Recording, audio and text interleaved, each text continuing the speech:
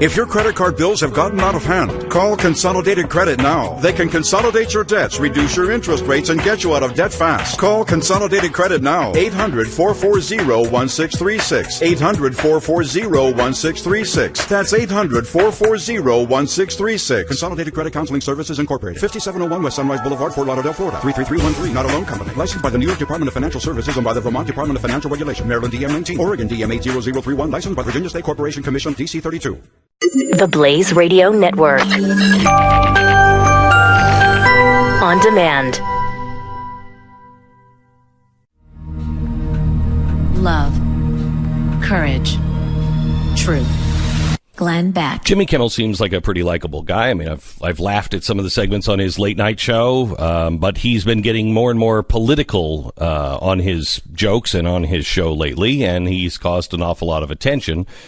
Yesterday, he was on CBS Sunday Morning, and here's what he had to say.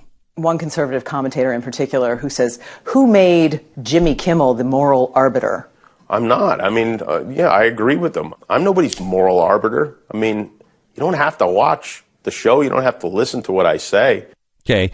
He might think that he's nobody's moral arbiter, but when he does these political monologues, he is presenting himself as one. It's the same thing that I do, Jimmy, and you know how you feel about me. Here's what annoys so many Americans. Comedians will present their political opinions as if it's the default position of the country. There's no nuance, no recognition that there are millions of potential viewers that really disagree with them. Like 3 years ago, I was equally liked by Republicans and Democrats, and then Republican numbers went way down, like 30% or whatever. And, you know, as a talk show host, that's not ideal, but I would do it again in a heartbeat. Okay. So if I was ABC, I would call Jimmy and remind him that his job is to try to get as many viewers as possible, so alienating a chunk of the audience is bad for business. When he abandons comedy for serious diatribes on politics, he's not doing his job. The other thing is it ignores and annoys half of the country. If people want politics, they'll watch another channel. They'll watch, you know, a show like this, or they'll go someplace where they expect it. How many of us, left and right, just want to laugh? So you don't mind if Republicans turn off your show? They're not watching anymore? I don't say I don't mind. I mean, I love for everyone. I want everyone with a television to watch the show. But if they're so turned off by my opinion on health care and gun violence, then I don't know. I probably won't want to have a conversation with them anyway. Good riddance? Well, not good riddance, but riddance. This is the most important thing that he said. I probably wouldn't want to have a conversation with them anyway. How many times are we going to hear this in our society? Because that's the takeaway. Not that he's saying something, you know, about guns or health care or anything else. Not that he's losing audience or gaining others. That he says, if you disagree with me, I probably wouldn't want to have a conversation with you anyway. Kimmel can have all the political opinions he wants. And because of his celebrity, he'll have the opportunities to talk about them. These late night hosts might be surprised how much of the audience would just really appreciate them for doing their job on not pissing me off at the end of the day and just making us all laugh and come together as Americans.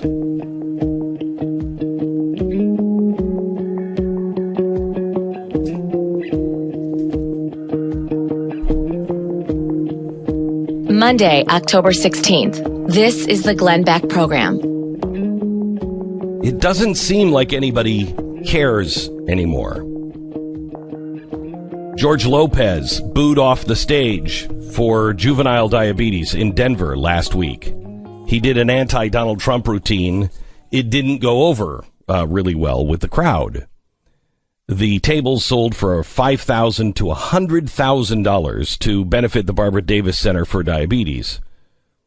And George was asked nicely, this is according to the event, George was asked nicely to stop making Trump jokes by a man in the front row who just donated $250,000. But George didn't. He continued and got booed. Here it is. Listen, it's about the kids, all right?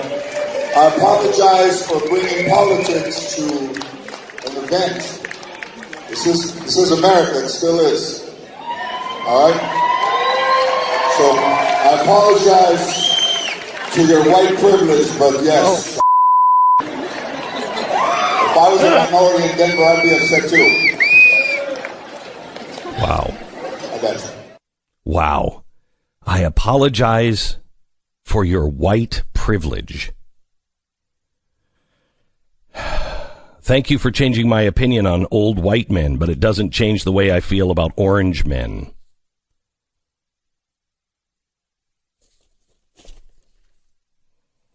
So what is happening here? What is happening here is what has happened before. And one of the things that I have warned against and been worried about: honor, courage, love. Those were the three events that we did as we prepared for these times. Honor, have honor, know what is true, know what is most important. God is most important. Never dishonor yourself. Stand for the truth. Next, with courage. Have the courage, because times are going to get tough and you're going to feel awfully alone. And people are going to say horrible things and do horrible things. And you have to have the courage to remember and stand in honor. And love. The only way to protect yourself from the hate that is coming is love, empathy, seeing one another, hearing one another, listening to one another.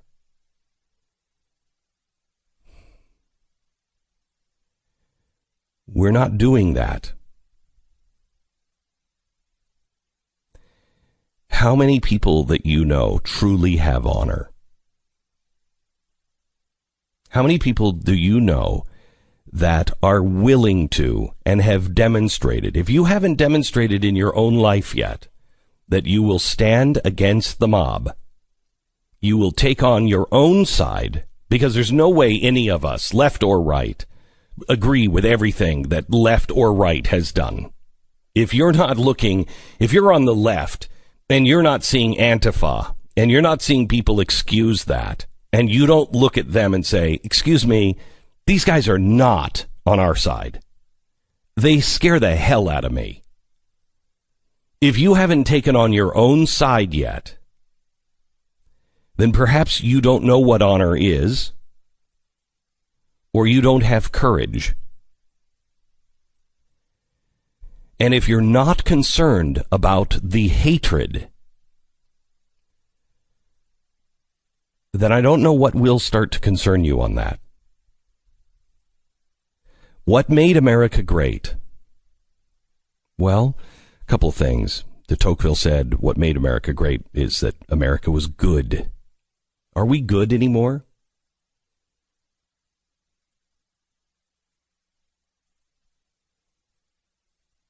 Are we?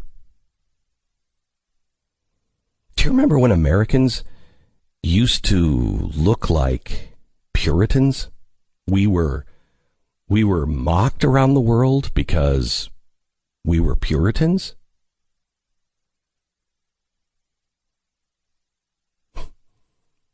Are we Puritans anymore?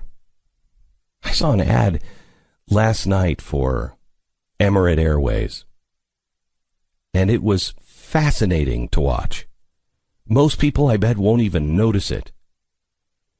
But all of the women were completely covered, not in hijabs or anything like that, just had long sleeves, and the shorts came down to their knees. At one point, it shows a beach and a woman laying on the beach, and she's got like a robe on her, and she runs towards the water in her robe. I watched that and I said to my son, wait a minute. Go back. Watch this. Notice the women. He said, wow, Dad, what does that mean? I said, that is to not offend the sensibilities of their home nation and the Muslims around the world. It's a Muslim airline. So they are coming into our culture. They have to change their ads and try to appeal to us, but they're the Puritans. There wouldn't be a single ad that would look like that, and it wouldn't stand out. Most people would never even notice it. But that wouldn't be made here. Nobody would even consider that. As Donna Karen said last week, well, look at the way they're dressed. Donna Karen? Really? Have you looked at your own fashion? Have you looked at how you dress the models? Have you ever tried to go and buy modest clothes for your children, for your daughters? Have you ever done that? It's almost impossible. And why is that market? Why is that market so untapped? Because no one listens to each other. One side just assumes that they're right and that everyone is like that. And if they're not like that, well, there's something wrong with them. And so you're just in the dustbin. You have to go shopping wherever you can find clothes that are modest. This is now happening in everything in our life. On television, they don't care about you anymore.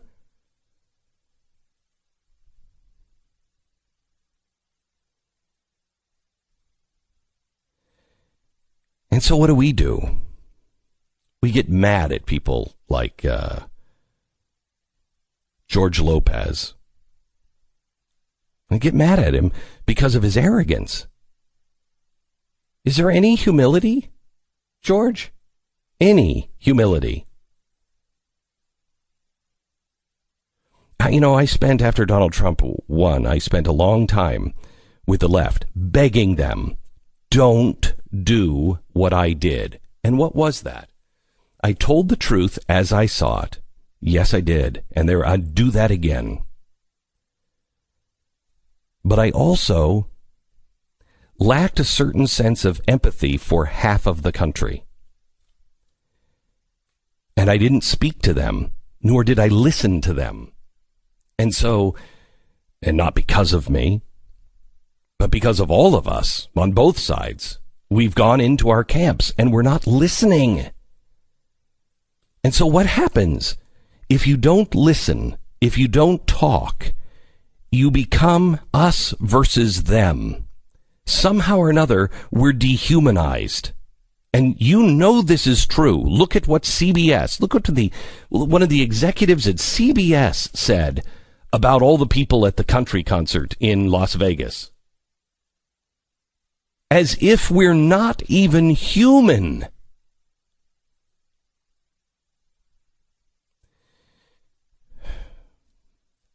What happens when you have a society like this? One side wins and puts the other side into a camp. That's what happens.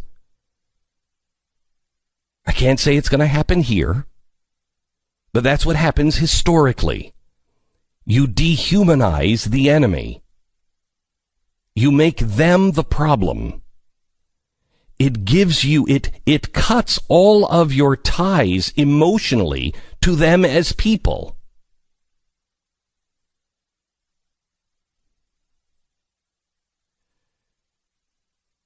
We can't play into this anymore.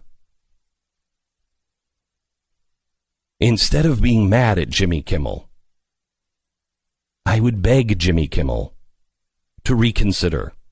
I would beg Jimmy Kimmel to talk to us, to listen to us, and to realize that we're going to disagree. But what's your end game, Jimmy? We either live with each other and we tolerate each other and we give each other the space, or what?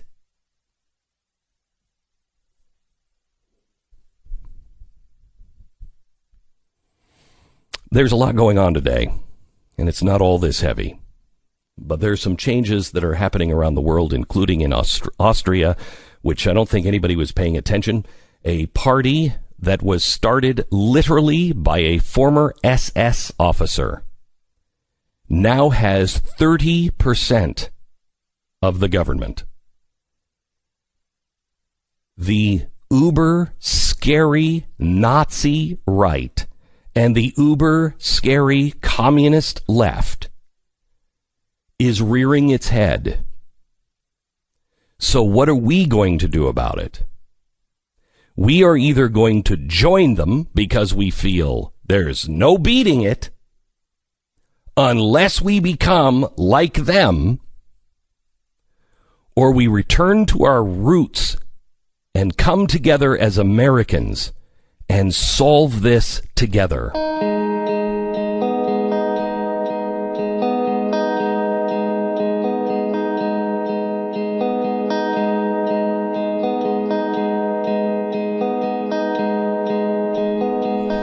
The Equifax breach that impacted 143 million consumers just got bigger. They've now added 2.5 million people to the list. And if that's not bad enough, Yahoo announced that their breach impacted 3 billion user accounts. That's triple the original estimate. I don't know if you heard this over the weekend. If you've ordered a pizza from Pizza Hut has now been hacked. And the credit card numbers from Pizza Hut is now out. Your personal information, once it's out, once it's exposed, it's out. And identity thieves can buy your information on the dark web for months and even years, and they can use it to commit crimes in your name. They can steal from your 401k. The time to protect yourself is right now.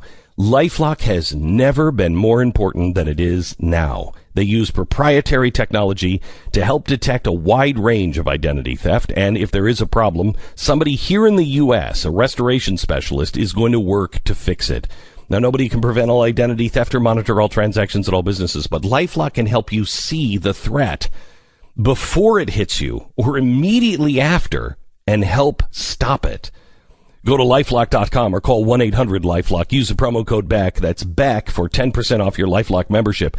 LifeLock.com. Use the promo code Beck and save 10% right now. Glenn Beck.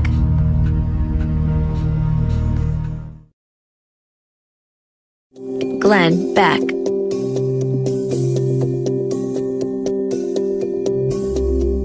So where do we go from here? Well, one thing that our politicians need to understand is it's in their hands. It is in their hands, and somebody better wake up. Ted Cruz seemed to be awake this weekend. Here's what he had to say about 2018. Look, the reason people are so unhappy, they're ticked off. We've got Republican control of every branch of government, and we're not delivering. You know, if senators don't want to see those kind of challenges, there's an easy solution to that. Let's do what we said we would do. Let's deliver on tax cuts and repealing Obamacare. If we get that done, I'm a big believer good policy is good politics. We'll have a terrific 2018 election year if we cut taxes, repeal Obamacare, and the economy booms. If we don't get any of that done, 2018 could be a bloodbath. We control our own fate. Deliver results. He's completely right. He's right. And we've said this a million times. We've had criticism for the president. But I mean, the reason why Obamacare is repealed is not because it has anything to do with the president. The reason why Obamacare isn't repealed is because the Republican Congress could not hand him any piece of legislation at all, any of which he'd sign, as he was pretty clear about. Yeah, I'd sign anything. Yeah, he'll sign any of these things. Yeah. They could have done a skinny repeal, a fat repeal, a normal repeal. Any of these things he would have signed. Any of it. And they couldn't deliver any of them. Not a small little bill that just dissected it. It took bad pieces out. Nothing. They gave him nothing to sign. And Cruz is right on this. If they can pass these things and the effects of the policies are as good as we would hope they would be, then they're going to have no problem in these elections. But if they do nothing and things are bad... 2018 is going to be a Republican ghost town.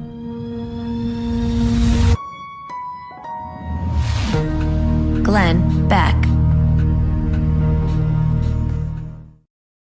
If your credit card bills have gotten out of hand, call Consolidated Credit now. They can consolidate your debts, reduce your interest rates, and get you out of debt fast. Call Consolidated Credit now. 800-440-1636. 800-440-1636. That's 800-440-1636. Consolidated Credit Counseling Services Incorporated. 5701 West Sunrise Boulevard, Fort Lauderdale, Florida. 33313, not a loan company. Licensed by the New York Department of Financial Services and by the Vermont Department of Financial Regulation. Maryland DM 19. Oregon DM 80031. Licensed by Virginia State Corporation Commission, DC 32.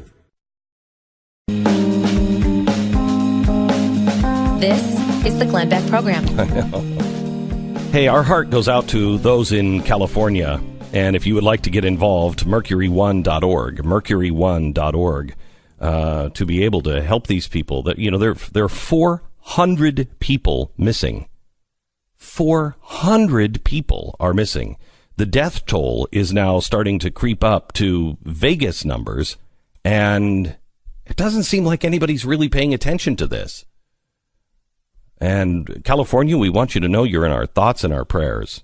And if you want to get involved and help California, you can go to mercury1.org.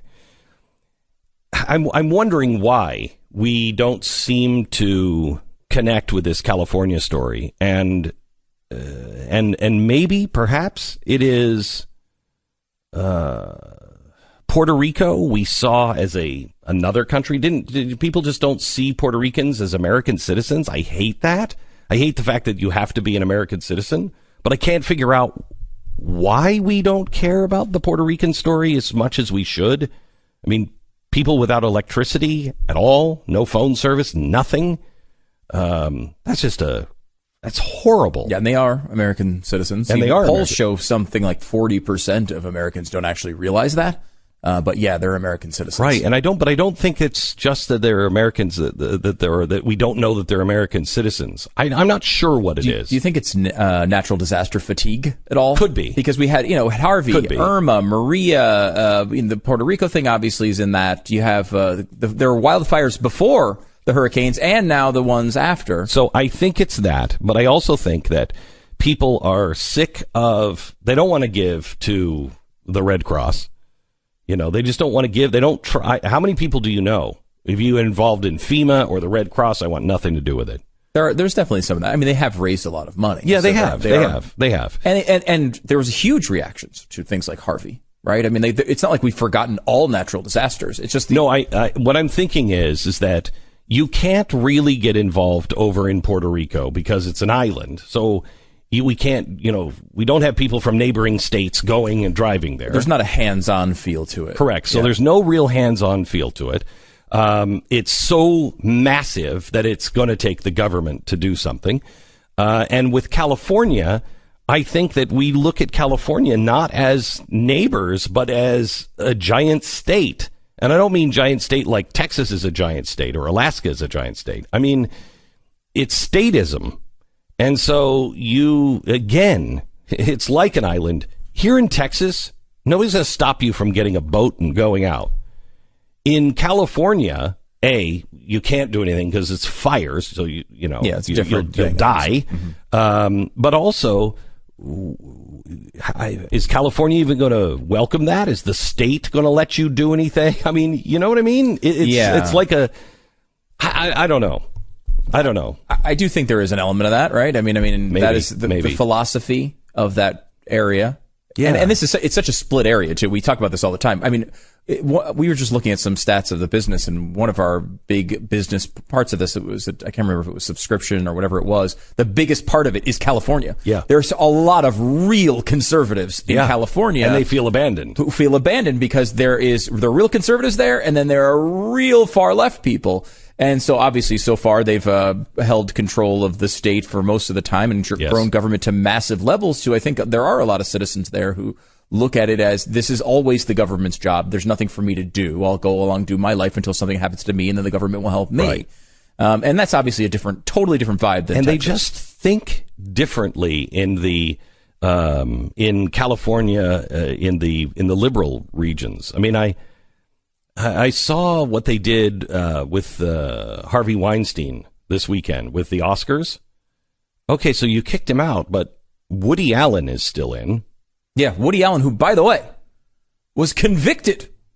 He was guilty, who admitted he raped a 14-year-old. No, not Woody Allen. You're thinking Woody Allen is the one who had pictures of his I'm thinking daughter. Polanski. Yeah, Polanski. Yeah. Sorry, I'm sorry, I get all these wonderful Hollywood characters confused. Right, but Woody Allen's the same thing, right? Yeah, Woody Allen, had pictures of his underage daughter. He married his daughter. He married his daughter, his adopted daughter. His other daughter said he molested her beginning at 7. Mm-hmm. And then his statement on this was, I hope we don't outlaw winking. Winking. That's a weird statement from him. Hey, yeah. Woody. All right, bizarre. And so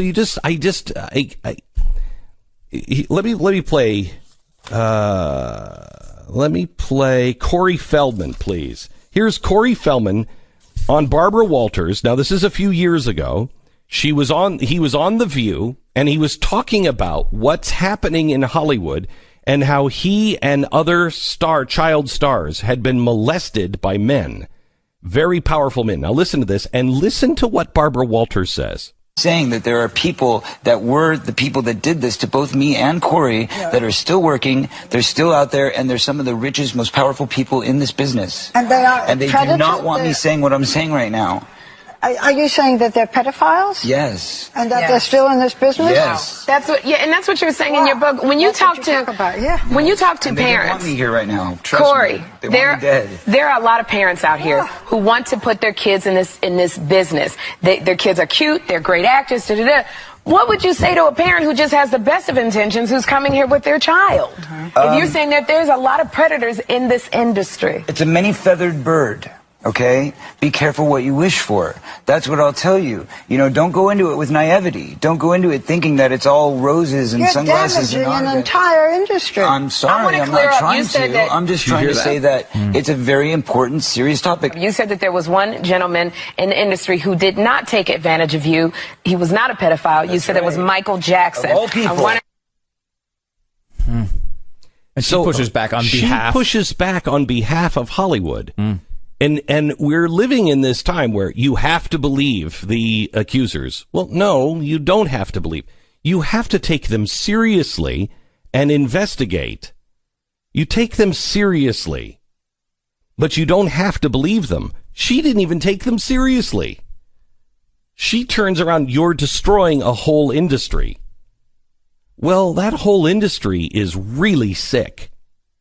I mean, we now know. I mean, who is the guy who is the producer that was having the hot tub parties with all of the young boys? Remember? That barely even made the news. Do you know that story? Somebody's got to remember. It's Natasha, see if you can find it. It's a sick story about this guy in Hollywood who has had these hot tub parties for years and has lured boys over to his home. And it's impossible to take them seriously. when you have Meryl Streep is coming out and saying, oh, well, I'm very offended about what Harvey Weinstein. First of all, you've been calling him God for years. Second of all, let's just say you didn't know anything about Harvey Weinstein. Let's just say I don't believe it. We don't believe it at all. I don't believe it. But let's just say she had no idea. She was praising Roman Polanski from stage multiple times. A guy who was convicted of raping a 14-year-old. He admitted he ran from the country to avoid prison time and has not been able to return. And you were still praising him.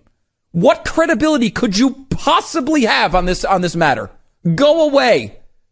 You should. It's absolutely incredible that they think that they should be believable, and I guess it's because they're actors and actresses, and they're supposed to. They're going to claim now they think they can convince anyone of anything. Well, no, I mean Hillary Clinton is doing the same thing. Did you see her on the BBC? She was on the BBC this weekend. Do we have this audio? She was on the BBC this weekend, and she was saying, "Yeah, here, cut. Let's play cut one first."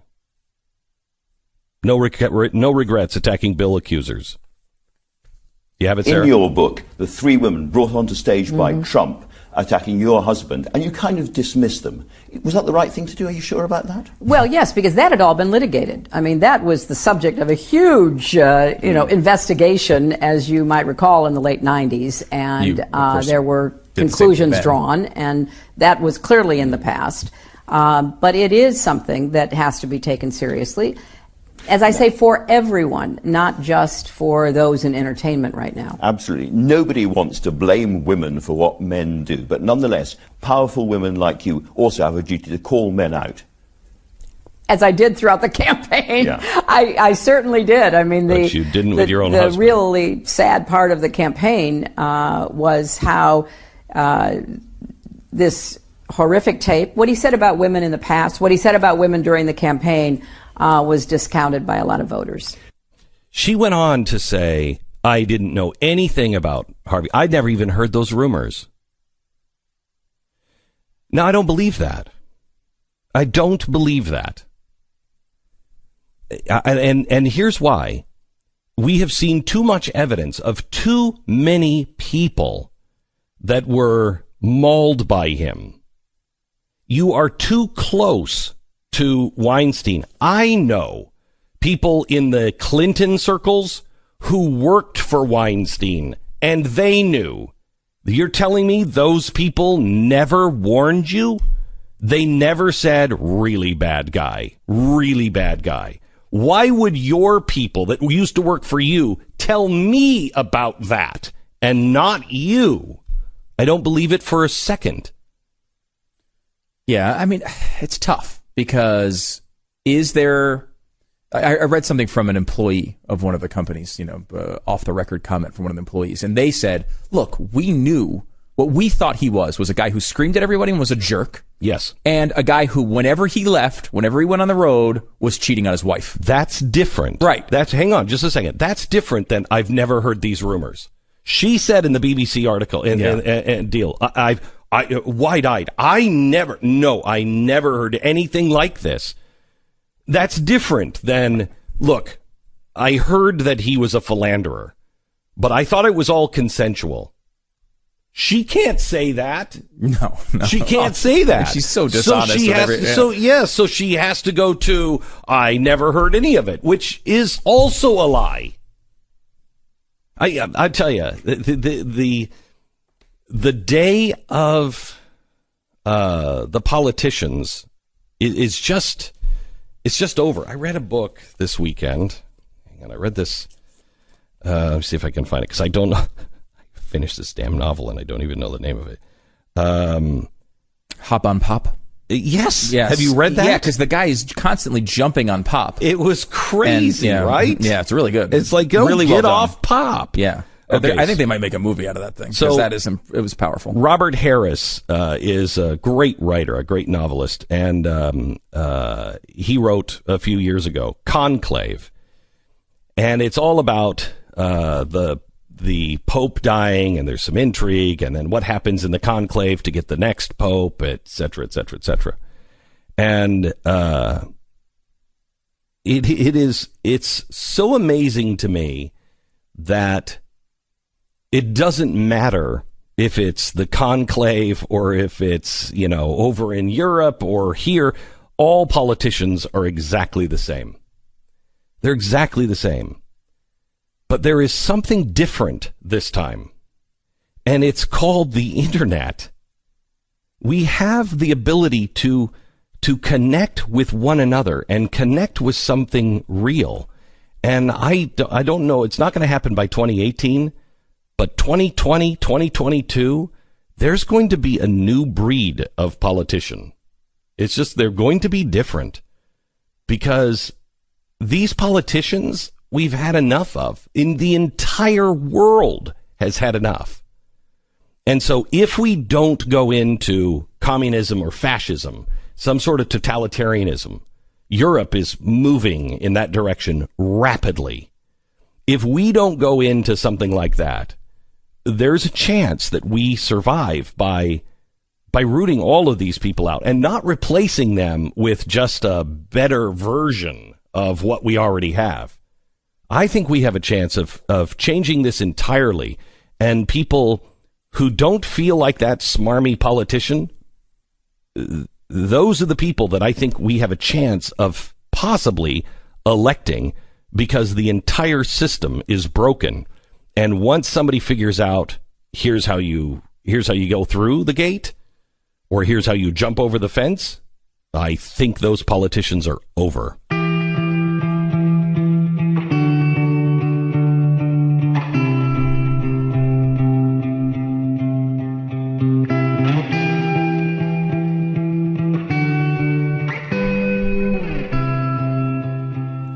Nothing is more essential than protecting your home, but traditional home security can be a punishing and expensive task. There is a better way. Protect your home with Simply Safe. Ask anybody who has been locked into a long-term security contract. They're on the hook for 3 years, plus the installation costs a fortune, and you're hardwired to a system that's, tearing up your walls, and you don't even own it when you move. No, you're not. Nobody's paying extra for that. How much did you pay? Simply Safe is a totally wireless security system, has no long-term contracts, no wires. Your home is protected around the clock, 24/7. There's no contracts, no hidden fees, nothing. The cost is $15 a month. That's 3 times less than the other guys, with no hidden fees. You own the system. Now, you can get it at a 10% discount right now. If you go to simplysafebeck.com, you'll get a 10% discount, simplysafebeck.com. But if you want the security system, in your house tonight, you can have it. Just go to your local Best Buy. You'll have it up and running within 30 minutes, whether that's you take it out of the box from Best Buy or you save the 10% and you get it on the website at simplysafebeck.com. That's simplysafebeck.com. Glenn Beck.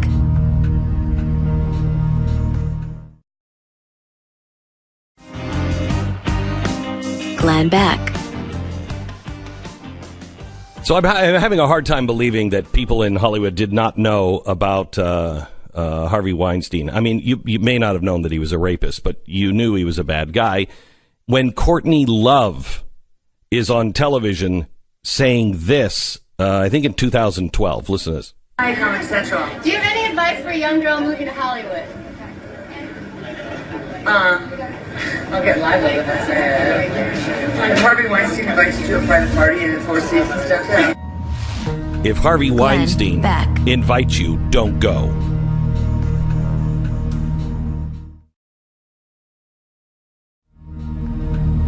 Love. Courage. Truth. Glenn Beck. So the Iranian nuclear deal. Let me just say it this way. The most overly hyped and talked about piece of diplomacy in the history of overly hyped and talked about diplomacy ever. The Obama administration did everything in their power to convince us this deal was an absolute miracle delivered to us by God, that it was a product of some diplomatic genius, as if Obama channeled the ghost of Winston Churchill through John Kerry to wow the Iranians at the negotiating table, forcing them to bend to our will, pay no attention to those giant crates of cash on the tarmac at the airport. All that talk of this deal and the diplomatic move of the century was actually the equivalent of, Stu, correct me if I'm wrong, a 20-yard punt on first down. That was a very good sports analogy. Thank you. Appreciate it. Obama didn't want to have to deal with Iran, so all he did was he punted the football to another president. That's what the Iranian deal really is. It's an elaborate delay tactic that was overly hyped by an administration looking to build a legacy. On the campaign trail, Trump kept the hype train rolling by making the Iranian deal one of the talking points. Worst deal of all time. It's a bad deal, don't get me wrong. But the president has little to say in actually doing anything about it. That's the Senate. On Friday, Trump did what little he could do and announced he's going to decertify the deal when it comes up for review this week. Now, what does that even mean? Well, it means that Congress gets to decide whether to keep holding back sanctions or start them up again. Congress doesn't want to do that, even though constitutionally it's their job. Now, this may mean that Iran pulls out of the deal, and all of that cash, all the stuff we gave to them was wasted. We got nothing in return. This master stroke of diplomacy allows Iran, by the way, to restart their nuclear program legally in 7 years. So it's a punt. They start it now. They start it in another 7 years. They're going to start it. Trump's biggest announcement Friday on Iran didn't have anything to do with the overhyped nuke deal. It came with his call to place the Iranian Revolutionary Guard Corps on the terror sanction list. Now, this move, above everything else, actually has the ability to curb Iran's behavior. The Iranian Guard is spread out all over the Middle East. Iran is using it to bend and reshape the region in its image. They command militias asserting control all over Syria, all over Iraq. Last night, these Iranian militias, along with the Iraqi government, used our hardware, as it always is, to invade the Kurd territory and seize one of their cities. The joint Iranian and Iraqi war on the Kurds has officially begun. But you're not going to hear about that today. One of our allies is under attack. All of the debate is going to be on the most overly hyped and talked about deal in modern history.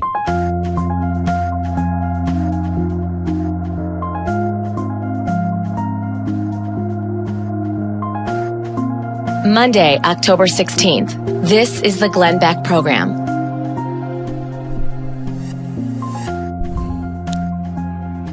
I was at church yesterday, and a friend came up. I said, "How was your week?" She said, "Not good."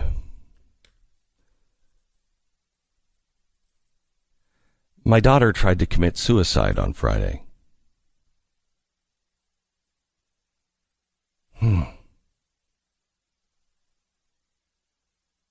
don't know about your church, but mine is facing several in that net, that web. We are looking at a generation and people that are searching for meaning. I want you to listen carefully if you're one of these people, because I consider myself one of these people. What really has meaning? What truly has meaning in your life? And how much of your day is spent on that?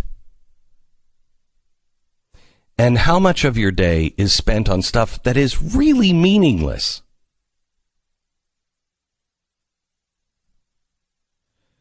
How much of our day is spent on arguing or, I think it's almost like we're addicted to anger.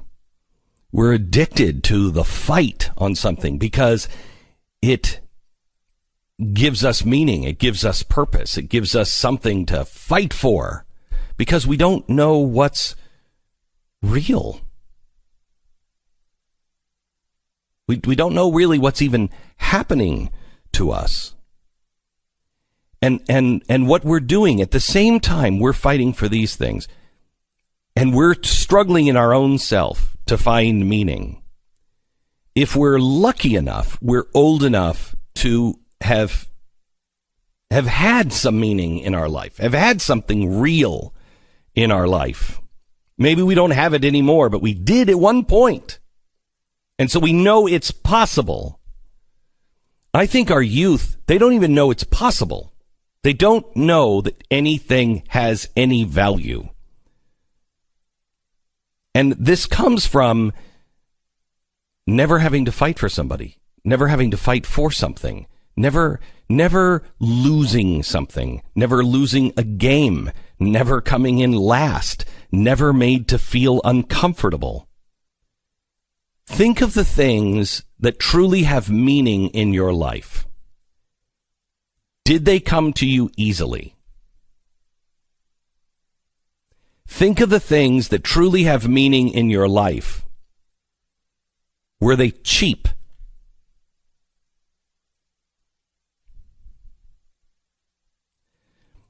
We are living in a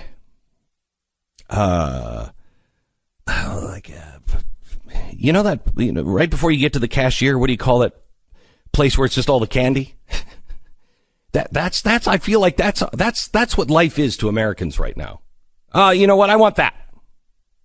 Yeah, I'm just going to throw that in there too. Without all the shopping, without having to make the list, without having to pull it in the car or anything else. It's right there. I want it. I'm going to grab it.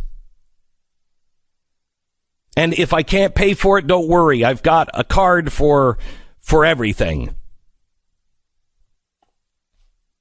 Have you ever bought anything in the checkout counter on the checkout line that had meaning?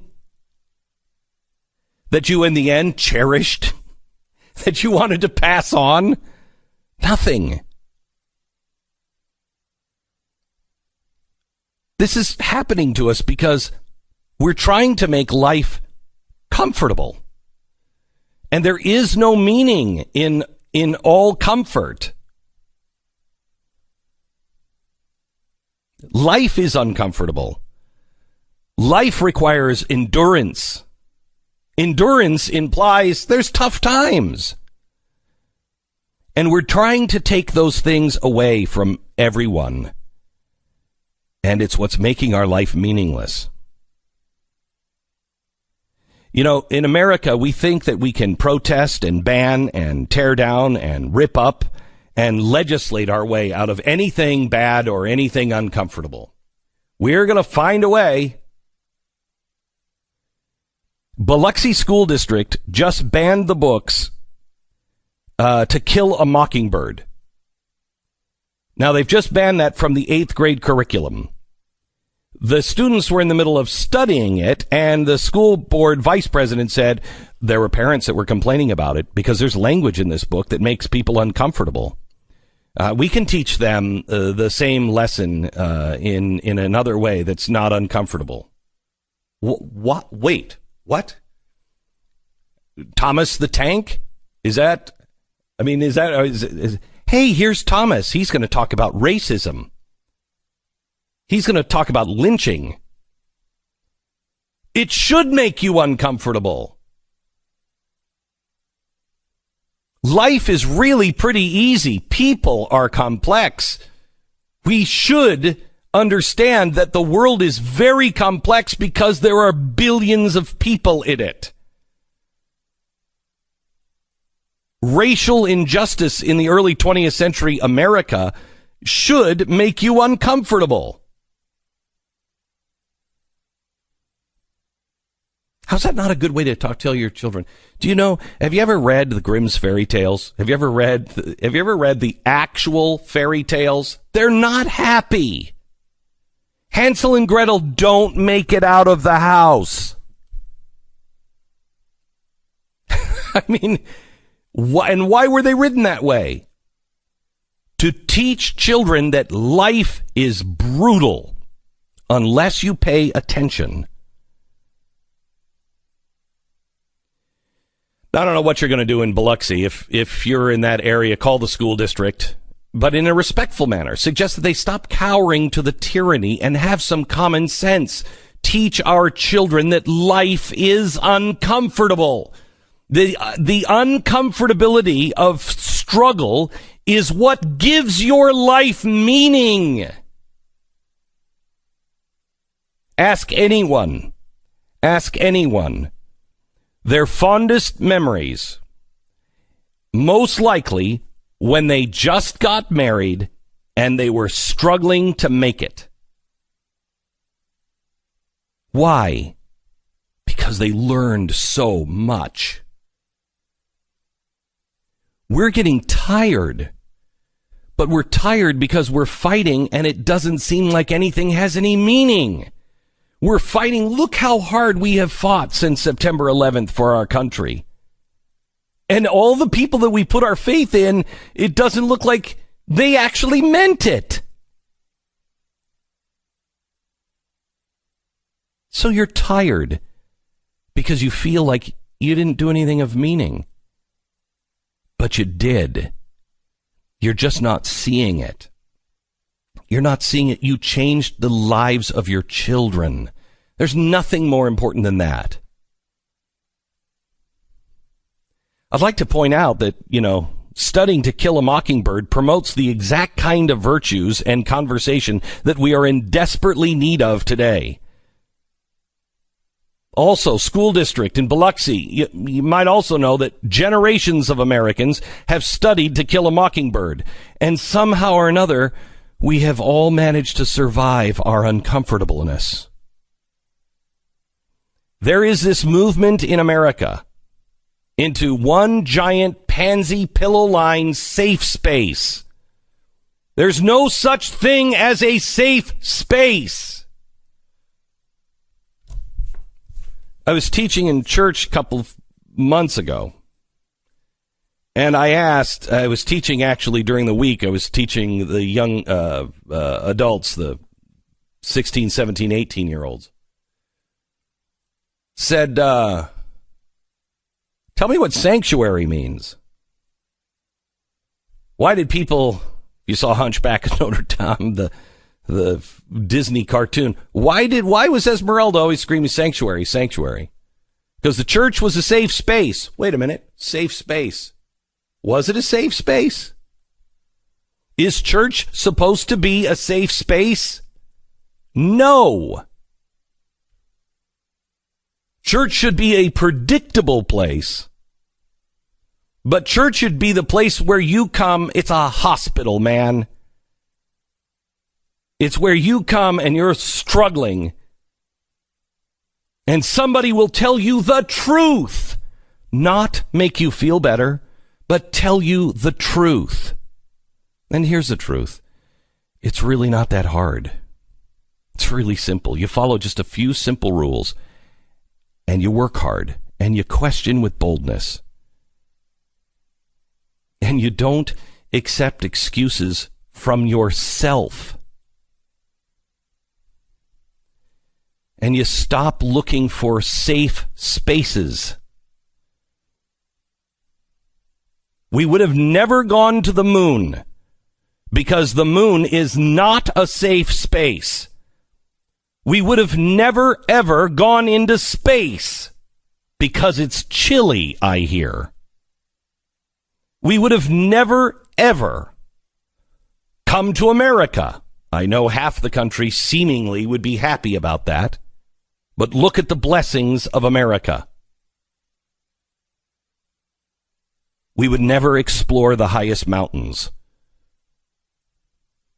We would most likely never get married or have children because think of the heartache that you have endured because you fell in love.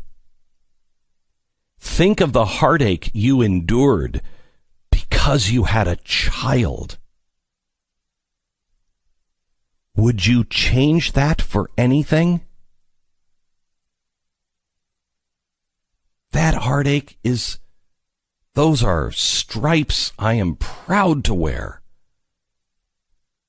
Because those children gave my life meaning.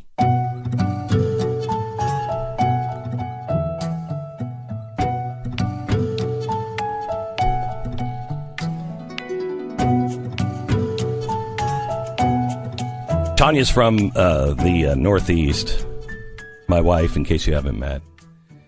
She loves this time of year. There's a painting that hangs in our bathroom because I can't stand to see it anyplace else. I painted it for her in 2000. And I had to send her home. It was right before September 11th, so it was actually 2001. It was right before September 11th. She had so missed her family and sent her home. And she misses the trees up in New England when we were living in Florida. She just missed the trees. And every fall, these colors would happen. And she would pine for it. ProFlowers knows that there are people like that. And they have something that will help them get through the fall. The fall colors. The best-selling cinnamon cider roses are a great option for a birthday, an anniversary, or just because somebody in your life really misses the colors.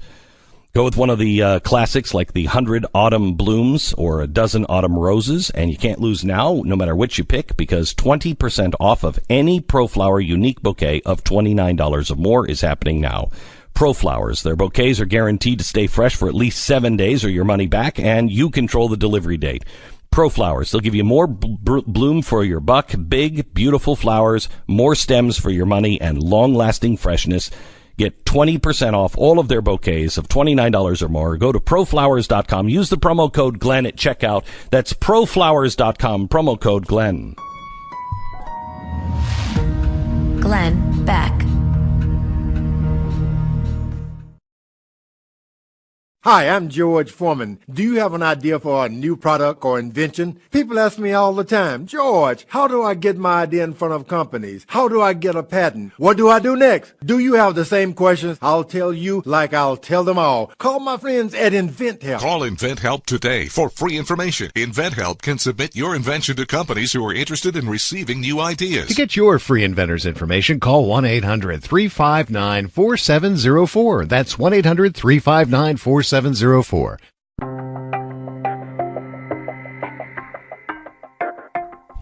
Glenn Beck. Charlie Daniels is going to be joining us in just a little while. He'll be in studio with us, and he's 80 now. He's just written a new book, and it's fascinating. Fascinating. We'll talk to him coming up in just a little while. You know, talking about our friends who have had, attempted suicide in their family. And just the weekend before, a friend of mine, Delilah, the radio host, Delilah, her son committed suicide. It's a scary thing, and it is happening more and more. And you'd have to ask why. Why? It's there's something sick inside of us. There's something that is missing from inside of us. It's probably, again, all these circumstances are, different, and suicide has been happening forever, so it doesn't include everything. But maybe the increase in what we're feeling, I think, is lack of a connection to anything deeper, real, anything foundational. Yeah. It's everyone just, I feel like it's a lot easier to get into these situations where crazy things happen when everything is of the moment decision, when everything changes you from one thing to another. You're happy one day, you're sad the next day. Obviously, this is separate from a clinical depression situation, Yeah. But I mean, just talking about how we make decisions without that foundation, without those principles, life is crazy.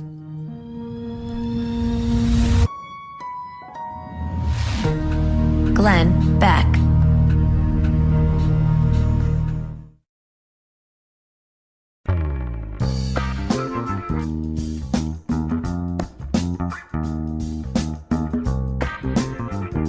This is the Glenn Beck Program. I warn you, I'm going to take you to a very uncomfortable, non-safe zone commentary here. I apologize that some people may feel uncomfortable with the truth.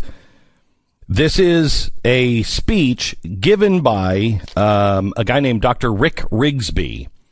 He's a journalist, author, and a doctor. But that's not the most important thing about him. He gave the commencement speech at California State University Maritime Academy, and I want you to listen to what he said about the wisest man he ever met. I want to share something with you.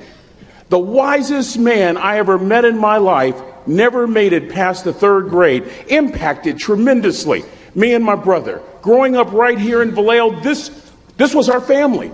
This academy was our backyard. Going on that training ship and getting lost, sneaking into the pool, going to all the different places for nearly 30 years. This was home. And I want to tell you, I know what it takes to get where you are. And I need you to listen to me very carefully. I have 4 degrees. My brother is a judge.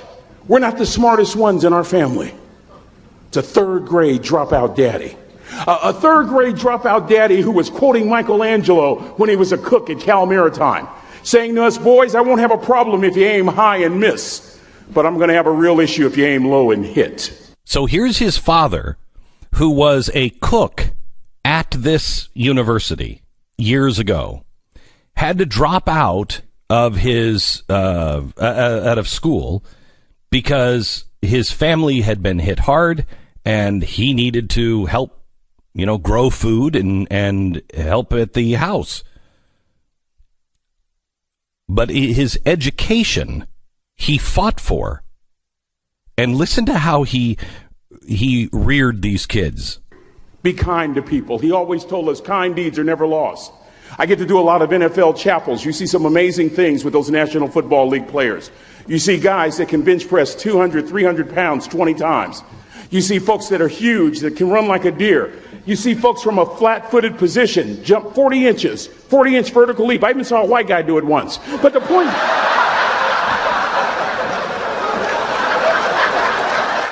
You know what stops me in my tracks? When I see one of those rich folks show kindness.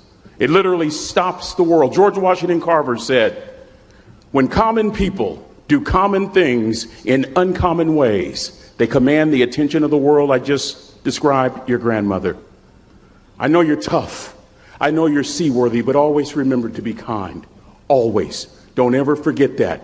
Never embarrass mama. Mm-hmm. Yeah. If mama ain't happy, ain't nobody happy. If daddy ain't happy, don't nobody care. But, I'm trying to tell you.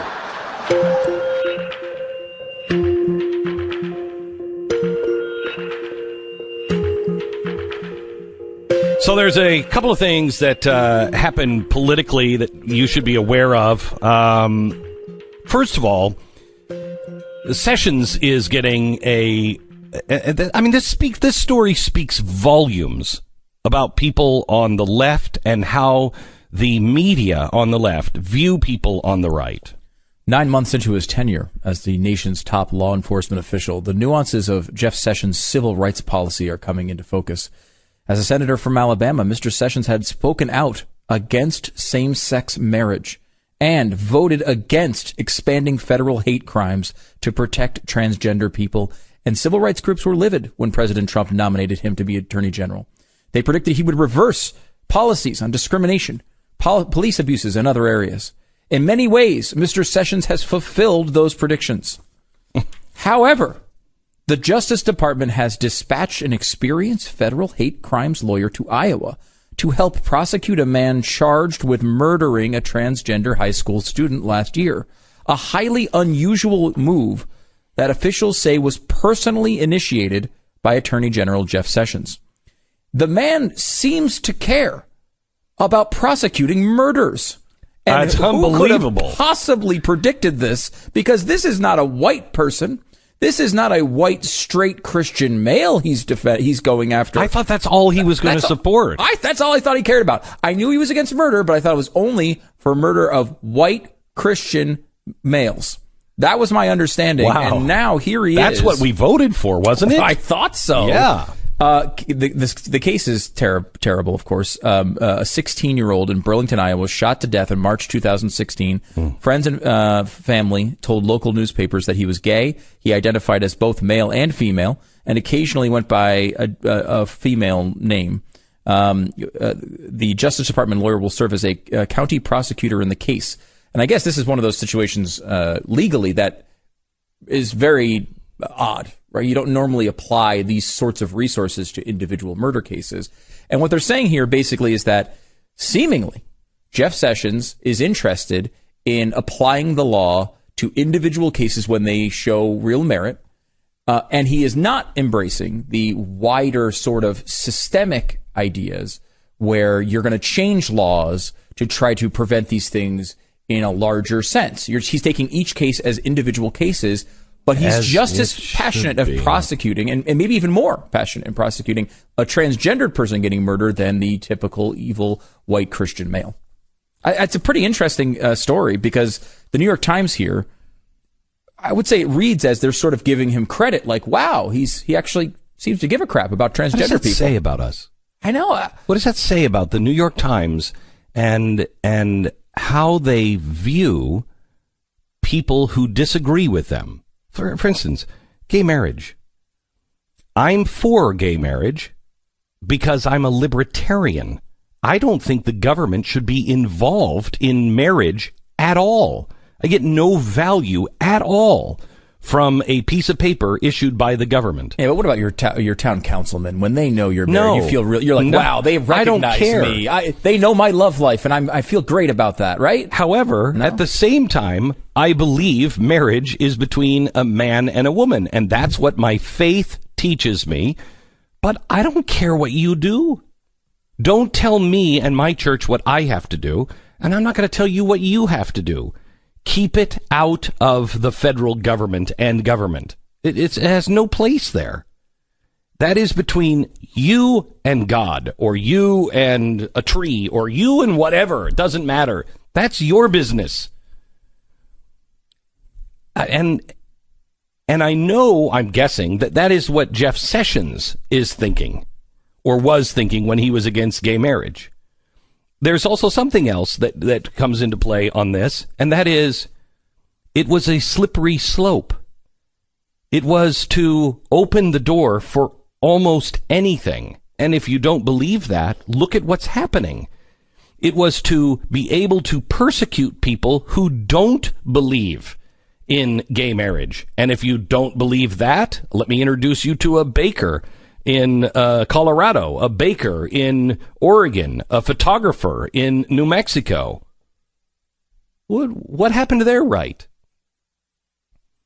We don't need additional laws. And we don't need, I can't understand. If somebody kills you, there's a higher level? If they're killing you, intentionally killing you, because they didn't like the color of your skin, or they didn't like that you were a liberal or a conservative or gay or straight or Christian or Muslim, there's additional crime to that?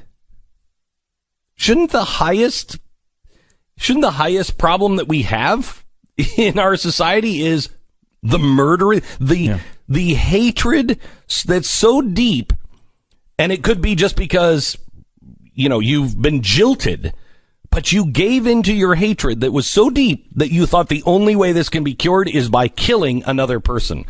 Why do I need a hate crime for that? Yeah. In the story, it says something like, Mr. Sessions opposed rules that turned attacks against transgendered people based on their sexuality. It made those into a crime. It's like, no, attacks were already a crime. Like, they're already a criminal action. You kill this kid for any reason. For any reason. Yeah. Now, this is an exceptional reason, but it just shows, how crazy people can become. And by not listening to each other, by not talking to each other, I was in a meeting yesterday morning in our church council, and we were going over the New Testament, and I kept getting hung up on one place, and I ended up not listening, and I should have. But I got hung up in a place in 1 Peter where he's talking about, the lively stones. And if you understand the way things were written and why things were written the way they were in the Bible, you know that bricks are people that are all made by somebody powerful into being exactly alike. It's why the Israelis or the Israelites were making bricks. I mean, that story, they're making bricks because they're all slaves. They're all the same. They're interchangeable. One dies, it doesn't matter. Go get another one. But God created all of us as stones. We're all unique. And it doesn't matter. It is human nature. And it is the worst part of our human nature. It is the part that is, quite honestly, the enemy of man and the enemy of God. That part of our human nature that wants everyone else to believe and be just like we want them to be. That doesn't work. It doesn't work in marriage. It doesn't work in life. It doesn't work in society. We are all stones. We're all different. And we say we should celebrate our differences, but I don't think the people who say that actually believe that. Because if you're different, if you believe something else, you don't even want to talk to them. They don't want to talk to you. You don't want to talk to them. Well, how are we going to get anywhere? If there was a spaceship going to Mars, and Elon Musk said, okay, we're going to put 1,000 people on this spaceship. It's a big spaceship. Have you seen his? We're going to put 1,000 people on this, and this is going to restart Earth. It is going to be the seed that we take the best of humanity, and we're going to put it up on Mars, so it can be another human colony. Would we include? Would we just take scientists? If this was going to restart us, would we just take scientists? Would we just take people who are rocket scientists or believe all in one thing? Or would we also say, if we're going to really have a human society, we should bring some painters along and a couple of people who can write and play music. We should take some artists with us, maybe a poet or two. Noah brought the duck-billed platypus along. Right. I mean, he didn't just bring the good animals. Right. We need all of it. We need all of it. And somehow or another, all of us have to learn how to get along.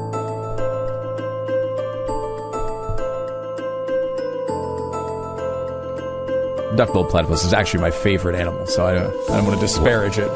But I just is there a reason why? I always loved it. It's just a weird freaking thing. And they just threw a duck bill on this furry, weird. I don't know what the heck it is. I've always loved it though, and I don't want to disparage it, but it's true, right? Like you didn't just, you got actual. You didn't just have the cute animals didn't make it on the Ark. It brought all of them. We need to bring some stupid people on that spaceship as well. You need well, I don't know about that. No, you need a bunch of adults on that thing. You need just to annoy people. Life needs the predators. Look what happened in what's it called? Yellowstone. When they wanted to take the wolf out of Yellowstone, do you remember that? You're not old enough. They took the wolf out of Yellowstone and shipped them all to Canada. And this is going to be great. No, it totally destroyed the balance of nature. They actually had to go reintroduce they had to go up in Canada and catch them and then reintroduce them. Is this where they put like 13 wolves back into the park and it like totally changed everything for the good? Yes, you for the better. Can't. You need all of the animals. Anyway, Casper has outdone themselves again. Tanya and I, one of the first to have the new Wave mattress from Casper, and I love it. They have collected 3 years of data, feedback, foam research, and sleep science in creating the Wave. It features a patent-pending support system that mirrors your body's natural curvature, gives you a deeper, more restorative sleep. Casper, the Wave, new top layer that's incredibly soft, doesn't get in the way of you experiencing the support below. And like the original, it's designed with breathable foam so you'll sleep cool year-round. Casper, the Wave mattress. Complete breakthrough in sleep from the leading designers and engineers in the field. And that's why it's in high demand. So try it in your own home quickly for 100 nights, risk-free. If you don't love it, they'll come and pick it up and 100% money back.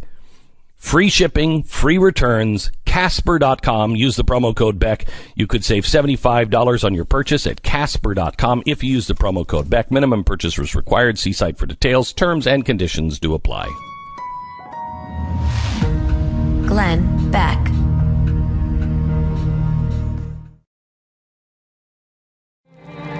Glenn Beck. Quite excited. Charlie Daniels has a new book out. Never look at the empty seats. The story of Charlie Daniels' life. He's just turned 80. He's remarkable, and there's a lot of wisdom in Charlie Daniels. I don't want to talk to him about. I do want to talk to him about his past and the legends that he has met with and been around, and the influences on his life. But I also want to talk to him about just finding your way. He's led a remarkable life, starting with his childhood. Charlie Daniels, next. Glenn Beck. One of the great things about having Blue Apron is I get to be delicious food Santa Claus every once in a while, because every once in a while I had a couple things planned during the week, and I don't get to every Blue Apron meal that they send me, and I get to give them away. For example, my aunt, who I went to go see the other day, made a delicious flatbread pizza thing with these mushrooms, and it looked amazing. She sent me pictures of it. She loved it. And these meals are incredible. People don't know how easy these are to make. For less than $10 per person per meal, Blue Apron delivers these delicious recipes with pre-portioned ingredients to make these delicious home-cooked meals. And there's incredible things coming up all the time. A lot of ingredients you might not typically put in something, but you get to make them. They're gourmet meals, and you're the hero of the household. Check out this week's menu and get $30 off your first meal with free shipping by going to blueapron.com/stew. Blueapron.com/stew. It's a better way to cook.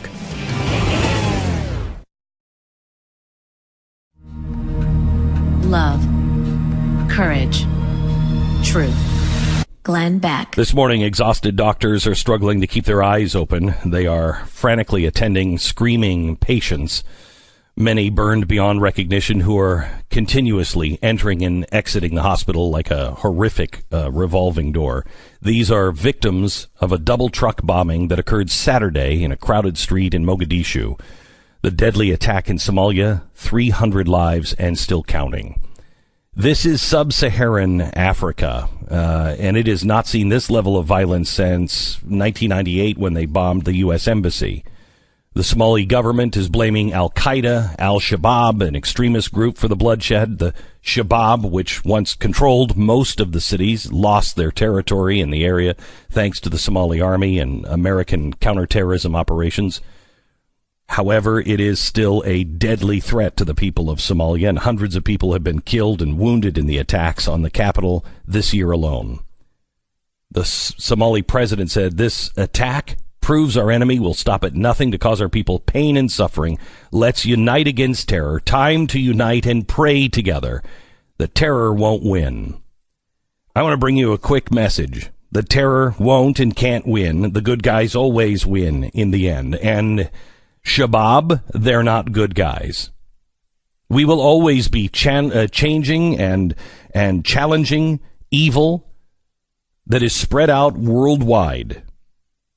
But we and the good people in Somalia, the good people in Europe, the good people in Asia should take comfort that good wins in the end. And our prayers go out to the people of Somalia today.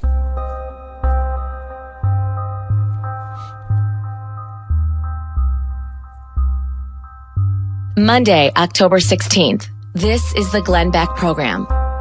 Charlie Daniels is in studio, and I just was having a chat with him, and I said, I can't believe I'm sitting with Charlie Daniels, and he knows my name. How are you, Charlie? I'm good, buddy. Good to be with you. It's an honor. Yeah. You haven't changed a bit. I can't believe you're 80. Yeah, I'll be 81. 81. 28th of this month, I'll be 81. Unbelievable. 81 years old. You don't look it at all. Well, thank you very much. You have had a remarkable life. Oh, I have. I've had a great life. I wouldn't trade lives with anybody. I've done what I want to do for a living for almost 60 years now, exactly what I want to do for a living, and that's a blessing. And I will tell you, your book is, by the way, really good, and it's full of God and blessings, and I want to talk to you about it.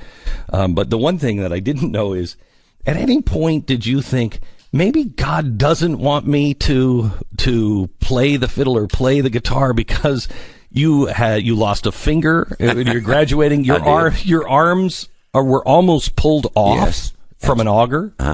I never thought that. I thought he wanted me to get up and go on. Get up and just beat it and get on with the program. I did lose a finger in high school, but I lost it on my right hand. If it had been my left hand, it'd been the end of my career because that's the one I pushed the strings down with, I chord with. But since I just used my other hand, my right hand, to hold a fiddle bow and a guitar pick, I was okay. My arm, the other, that got tangled up in a post hole digger. It's like an auger that digs post holes in the ground, and my arm literally got wrapped up in it. I had the bone out through the skin in a couple of places, and it was broken completely in 2 and 3 places. And I never, if a tractor, a lot of times, even after you turn it off, it'll hit another lip. Yeah. If it had done that, it would pull my arm off probably. And I remember being down on my knees, and I said, "Help me, Lord." And the guy that had the tractor, when the tractor, he cut it off and it stopped. And he unwound my arm and took me to the hospital and get it put back together. But that was the year. That was 1980. That was 1980. The year. That was the height of your career. Hottest time of my career. We had just done double, went down to Georgia. And we'd take about 4 months off. Most frustrating time of my life. Oh, I bet it was. But I learned something. I learned during that 4 months, I did nothing. And when I got back on my feet again and really started, where I could move around, I was in such terrible condition. I could only walk about 100 yards. And I said, this ain't going to do. And I started walking 110 yards and 120 yards. And so anyway, I worked up to where I was doing a good level of exercise. And I have maintained that ever since then.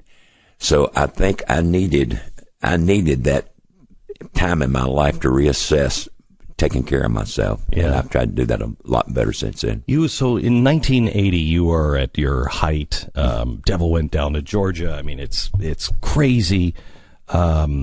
The record industry is still the record industry. Yeah. And then things start to soften and your ticket prices go down. Right. And you realize not only are we not rolling in the cash, I owe $2 million. That's right. That's another lesson I learned. I kind of let that happen over a period of time. And, I got involved in a lot of businesses I should not have been involved in that were peripheral things to the music business, but that I knew nothing about. The first thing I knew, we were $2 million in debt. And I said, we have got to do something about this. And we took a lot of dates back then in every old smoky type place you can find just for a payday, just to keep the payments up. And I said my prayers and put on my hat and my boots and picked up my guitar and my fiddle, and we hit the road. And the day that we got our debts paid off, we have an annual Christmas party with our company, with our employees, and we took the notes out in the yard and burned them, which was very symbolic to me. I was so glad to get rid of them. But yeah, that was another lesson I learned. It's a different way of looking at the world, because now I feel like when people struggle and they have these problems, they're blaming other people. They want other people to step in and cover their losses. You thought, maybe if I just work my butt off. Well, it's my fault. I'll take responsibility for my actions. I have to. You're miserable. What language are you speaking? Yeah, again, this is, you can tell how old he is just by that statement. Well, I think you're a miserable person if you're going to blame everything on somebody else. You have no control over your life. Yeah, that's ridiculous. You want to see your enemy? Go look in the mirror. Start there, and then you kind of work your way around and find out what the rest of the problems are. But basically, I'll take responsibility for most all the bad things that ever happened to me. The good things are blessings of God. The bad things are my fault. Yeah. If there's one person I could go back in time and meet, they would be the only man I ever saw my grandfather stand up and give a standing ovation to when he walked out on stage, and it was Johnny Cash. Wow, yeah. Johnny Cash was bigger than life. And when he walked in a room, I mean, you just could not ignore him. When I first went to Nashville in '67, I was just another young man with a guitar that showed up the music business to try to make it in the business, in Music City to try to make it in the business. And you don't run into many superstars at that stage of your career. But I did run into him several times around town, and he didn't know who I was. It didn't make any difference who you were. It was like every time you'd see him, it was a handshake and, how you doing, man? How's it going? And yak, and back and forth. And I'm standing there with my mouth up and saying, I'm talking to Johnny Cash. I worked for a guy that used to produce Johnny Cash, a guy named Bob Johnston, and I'd run an errand for him once in a while. I'd take a tape to Johnny or something, and usually all he had to do was thank a kid and walk on off, but he didn't do that. He always took time to be conversational. I'll never in my life forget what that meant to me and what an encouragement it was. And your granddad had good taste. He did. He honored a great man. Yeah. No doubt about it. I remember being, up to his knee. And I remember seeing, it was at a state fair, and I remember seeing the bus pull up to the back and this guy in black get out. And he walked out, and my grandfather stood up, erect, and gave him a standing ovation. And I remember not looking at the stage. I remember looking up at my grandfather and seeing his face of admiration of him. Oh, he was a great man, no doubt about it. Great artist, great man. They did a thing it's called the top 40 all-time country music men or something like that. I can't remember the exact title of it. But I thought Hank Williams would come in at number one. Number one was Johnny Cash. Yeah. Who out of all of the people, you've worked with everyone and you've been around everybody. You're in 1973, you're with Ringo Starr and they're joking about you want to be in the Beatles. What are who made the lasting impression on you? Who is the one that you learned the most from? We go back to the Johnny Cashes and those. Of course, Johnny, you had to admire Johnny Cash. He overcomes so many adversities in his life, and he just kept going. And the greatest thing ever happened to Johnny Cash was June Carter, because she was such an influence on his life. But as far as who impressed me was concerned, when I came along as bluegrass. It was Flat and Scruggs and Bill Monroe and Reno and Smiley, and I didn't want to hear nothing else. That's all I wanted to hear. About the time Elvis came along, he made it possible for country boys to play rock music. Before then, it was big horn sections and, that kind of thing. Yeah. And Elvis come up with 2 guitars and a bass and drums and started playing rock music. And everybody said, I want to do that, I remember, Glenn, when I was a senior in high school, and we'd taken a trip down to Silver Springs, Florida. We were touring around as a, school trip. I remember seeing a great big placard, and it was a big country music package show, and it was the Louvin Brothers and Hank Snow and yada da da da da da da, and down at the bottom, in type about the size of almost like typewriter print, it said Jimmy Rogers Snow and Elvis Presley. And nobody knew who he was. First time I ever heard him, I hated him. He was on the Midnight Jamboree, the Ernest Tubb Midnight Jamboree that comes on after the Grand Ole Opry, and he sang Blue Moon of Kentucky. And it was I was a Bill Monroe fanatic, and this guy sang one of Bill Monroe's signature songs, and he sang it. And you know how he sang it. And I thought, who the hell? I'll never hear from him again. That's the last thing he'll ever do. It took him on that tour I was talking about. Took him all of about 2 weeks to become the most popular thing on the tour. nobody could follow him. It got to where they'd go in there, everybody started calling Elvis, and Hank Snow, who was a great big artist at the time. Lumen Brothers were big artists at the time, but everybody wanted to hear this new guy that nobody had ever heard of named Elvis. We're with Charlie. And he was a big influence on me. That's what I was going to say. We're talking to Charlie Daniels. The name of the book is Never Look at the Empty Seats. A couple of other things I want to talk to him about, and we'll continue our conversation here in a second. From the October 1st Business Insider, legendary investor Jim Rogers had this to say in regards to fear, gold, and the sector to be bullish on. He said, quote, everyone should own coins, physical coins, as an insurance policy and as an emergency. If nothing else, you hope you never need them, but you got to start by owning gold coins that are recognized all over the world. History has proven time and time again that it always returns to gold. There's something else that I just read about this weekend in Puerto Rico. Nobody thought of this. They have no power. They have no power. You also have no cash. Everything is digitized.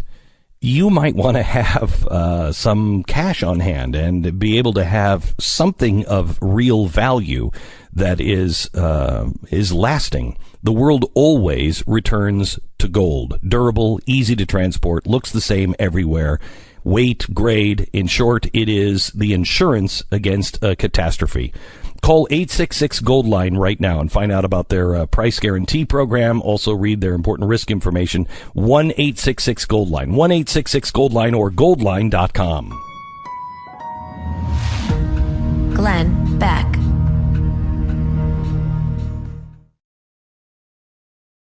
This is a national health alert from the 24/7 Diabetic Health Hotline. If you, a family member, or loved one has diabetes, now, regardless of your age, if you have insurance, you may qualify to receive diabetic testing supplies with little to no out-of-pocket cost. If you call right now, you could get a free meter upgrade. In addition, we'll give you a free pedometer as our special gift to you. Call now. Call the 24/7 Diabetic Health Hotline now at 800-478-9970. 800-478-9970. Glenn Beck. The legendary Charlie Daniels is with us. The name of his book, Never Look at the Empty Seats. If we have time, I got to get him to tell that story in the book on why he named it that. It's a great, great lesson. Charlie, I was impressed by what you talked about with your dad, and describing your dad. In some ways, I'm an alcoholic, and you described me in many ways. Your dad was not a wino. When you think of alcoholic, you think of a washed-up stumblebum. Yeah. My dad was probably one of the top 5 people in pine timber in the Southeast. He could look at a pine tree, he could tell you what kind of pole or piling it would make, how many feet of lumber it would make, and his millions of dollars changed hands on nothing more than his word. He would go cruise a tractor timber, he'd come back and say, this is worth so many thousands of dollars, and they just paid it for it because they knew his word was good. He had this problem with alcohol, and it truly is a sickness. And he would go for as long as 5 years, never touch a drop of liquor, but he always said, I'm one drink away from a drunk. Yeah. If I take the first one, I'm finished. And somehow, some way, he would take that first one. It was like several weeks of, to get straightened out. He would lose jobs, but he always had a job waiting for him because he's just that good. Even people that he'd worked for before that had fired him would hire him back again.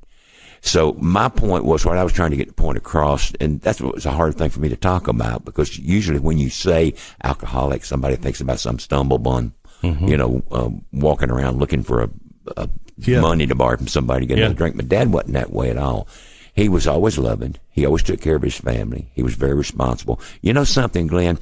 I used to go to AA meetings with him, and I met a lot of alcoholics. I have never seen one sorry alcoholic. I've seen a lot of sorry old drunks. But I mean, literally, people that I met at his meetings, I mean, they were businessmen. They were responsible people that had that problem, that had that alcoholic problem. So if you can beat it, it gives you quite perspective on life. I mean, some of the best people I've ever met are alcoholics. Yeah, I've been surprised at some people that have told me they were alcoholics. Yeah. So, Charlie, the thing that I'm searching for right now in my own life is what matters most. With all of the stuff that is going on in the world and all of the things we're arguing on and bickering on and everything else, as you look back out of all the things that you have done and seen and learned, what matters most to you? There's 4 things that rule my life. God, first of all. Family, secondly. My nation, my country, the way I feel about it, the way I want it to be, and my work. It's those 4 things. I try to concentrate on those 4 things. And as long as I do that, I keep a good perspective. When I start getting sidelined by something somebody else is doing or something that really aggravates me, it takes time away. I found out it takes just as much time to think a negative thought as it does to think a positive thought. Yeah. And I try to live in a positive world. I got a lot of things that I really enjoy doing. This writing is something I didn't even know I could do. Yeah, it's really good. I didn't know I could do it. It's just another talent God gave me that it took me a long time to discover. I wrote on this book for 20 years. And I was just making notes and stuff. And all of a sudden I said, well, I'm going to make a book out of this. And I could never find a place to end it because my life went on. I didn't get invited to join the Grand Ole Opry till I was in my 70s. So interesting things kept happening, and I kept writing, and I could never find a place to end it until I was told I was going to be inducted into the Country Music Hall of Fame. And I thought, what a great place to end it. So the night I was inducted, the next morning, I sat down, I wrote the ending, and I kind of backfilled where I was, and I had the book. And you asked me about the title. The title, when you're a young musician, if you're serious about it, and I was, you'll play anywhere you can for anybody that's there for anything they'll give you, and you're going to see a lot of empty seats because nobody knows who you are. But if you'll please those people, you forget the empty seats. You concentrate on the ones, you accentuate the positive, as the old song says. If you concentrate on them, the next time you go back to town, those people are going to say, hey, that guy's pretty good. Hey, let's go see him, and they'll bring somebody with them. That's how you build a following. And I keep trying to tell these young guys this, all the time. When you walk on that stage, you give them the best you got. If your dog died, if your girlfriend left you, whatever the heck happened, they didn't pay. That's not the ticket price. They deserve a show. Go give them a show. So that's what the title's about.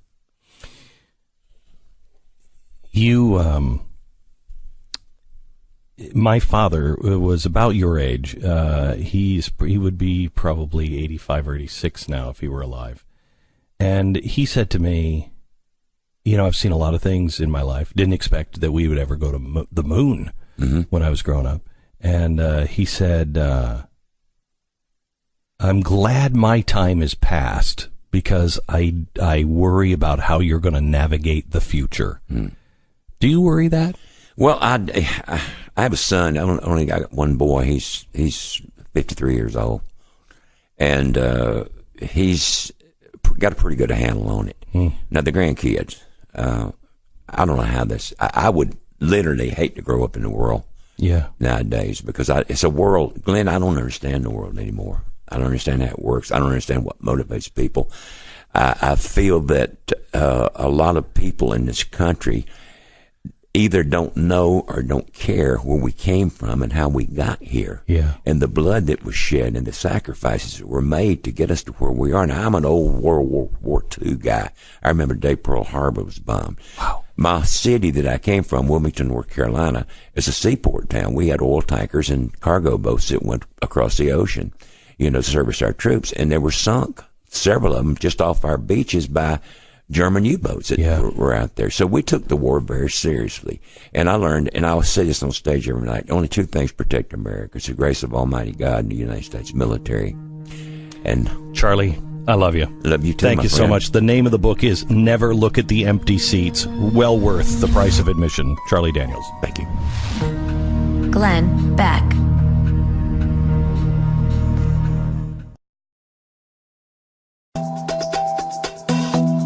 You're listening to the Glenn Beck Program.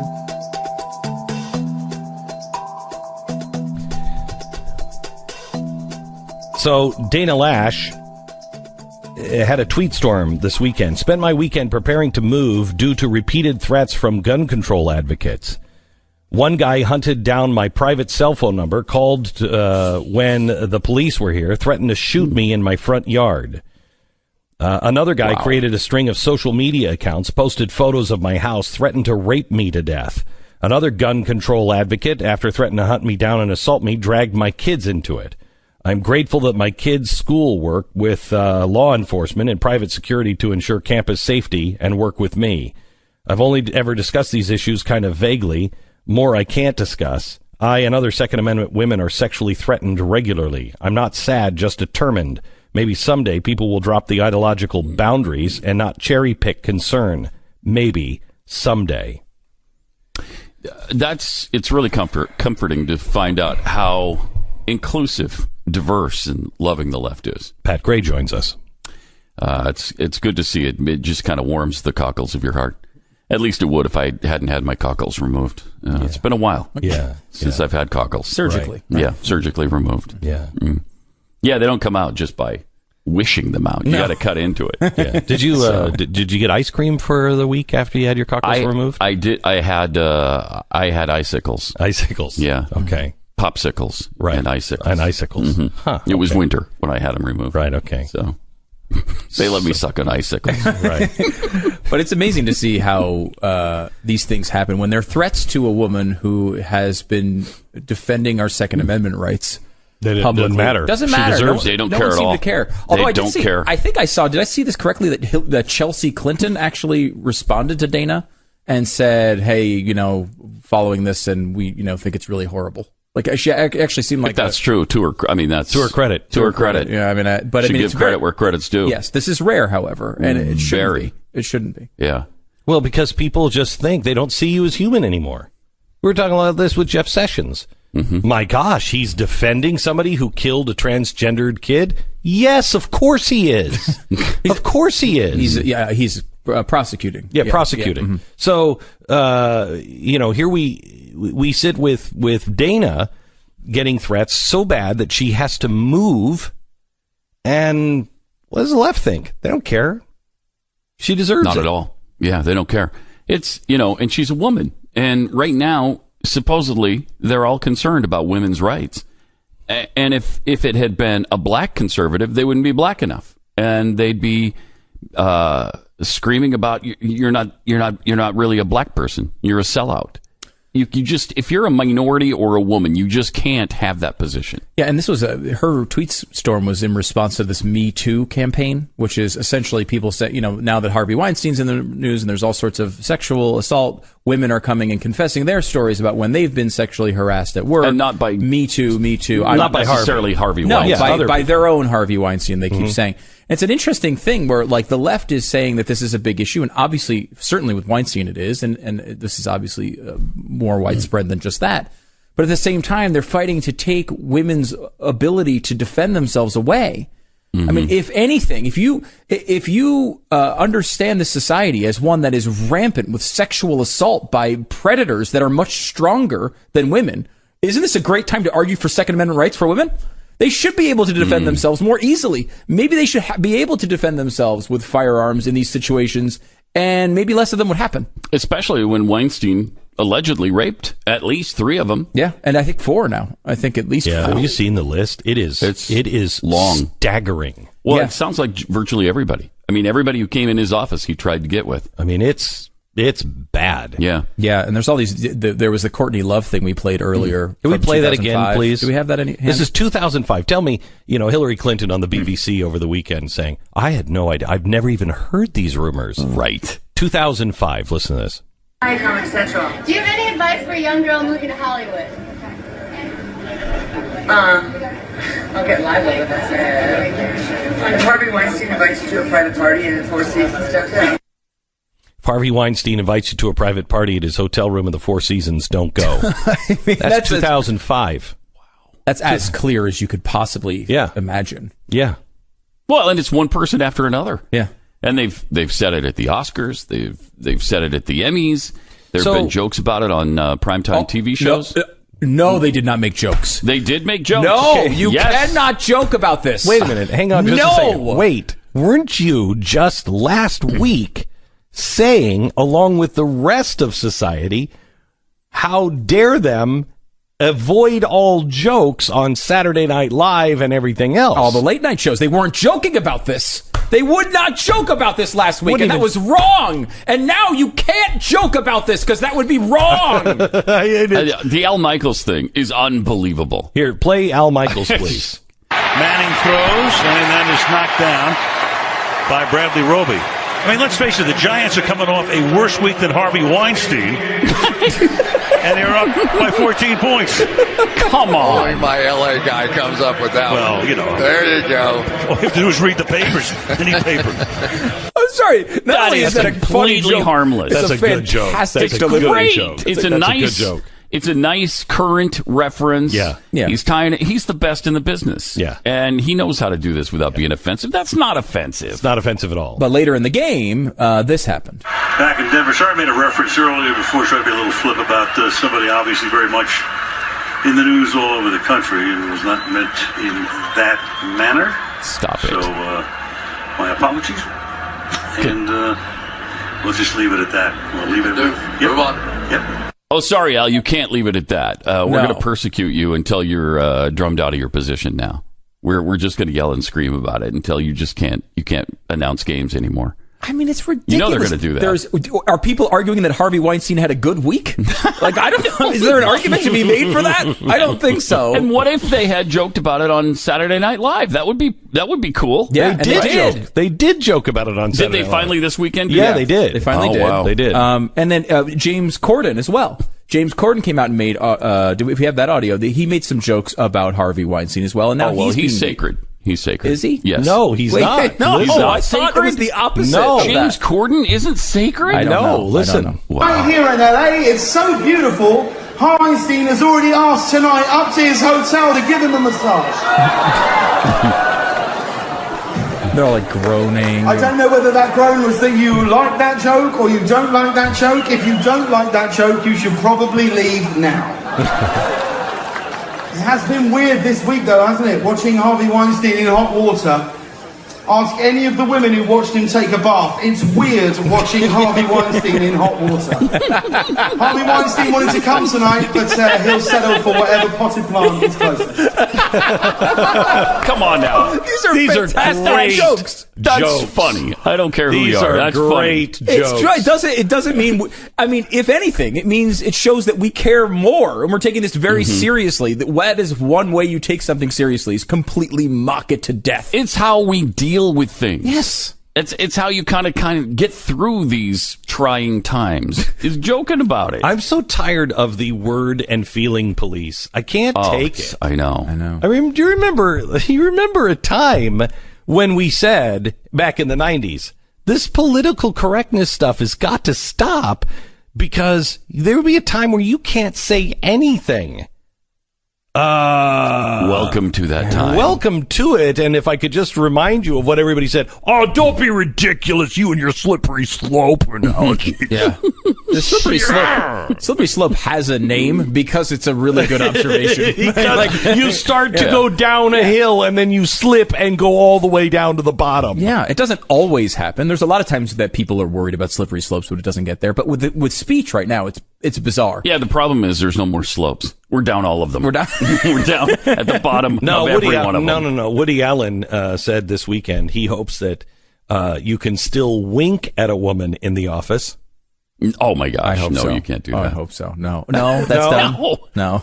You can't even look at a woman in the office. But wait a minute. I read that and I thought, why would you be winking at a woman in the office? Well, I mean, why? Why would you be doing that? You're like looking at them going, "Hey, baby." Hey, baby. That's what a wink says. Unless you're in on a joke, right, and you're like, "Yeah, Bob, you haven't heard? Yeah, the whole neighborhood where you live in burned down. Wink, wink." No, the dude's married to his daughter, so he's not the right messenger for this particular point. Well, it's gotten to the point where you can't marry your daughter. Are we really at that place? But I think what he's saying here is that there is a slope, right, where. And we're seeing this. We had some stuff pulled from the web. Maybe we'll do this later in the week. But where it's going to be impossible. Like how in Woody Allen's world, right? Winking is an old timey way that you flirt, right? Mm-hmm. And can you flirt? Hang on, can I just ask? Does anyone wink anymore? No, is that a flirt? So. Is that something that people are like? I don't think I've winked since 1981. It's very creepy and weird. Yeah, right? it's like weird. Yeah. It's weird. But, I mean, again, this is a guy who's married to his daughter, so he probably thinks this is the right thing to do. Yes. He's like, that's classy. That's the way you do it. So he's going through this, and I think there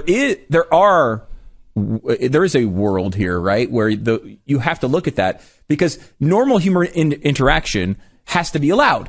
We've seen this with the college situation, the quote unquote rape culture that 27 out of every 8 women get raped every day. Legitimately, where we've come to a place where the president of the United States was quoting a statistic saying that the rape problem on campus is worse than the Rwandan genocide. And that is taken seriously in the media, as if that's humanly possible. It's obviously a ridiculous statistic, right? Mm-hmm. And that has gone so far that normal interactions, where the woman will even say, "Actually, no, I agreed with this. This was consensual," and the man will still get suspended from school and get in trouble and be labeled a sexual predator. It's happened to a lot of people. So the slippery slope works that way as well. And while Woody Allen is definitely not the right person to bring that argument, it's like you can't read Goodnight Moon to your date.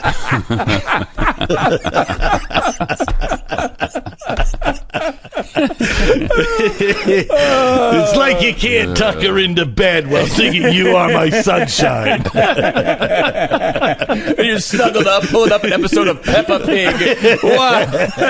What's wrong with this world? Where we headed?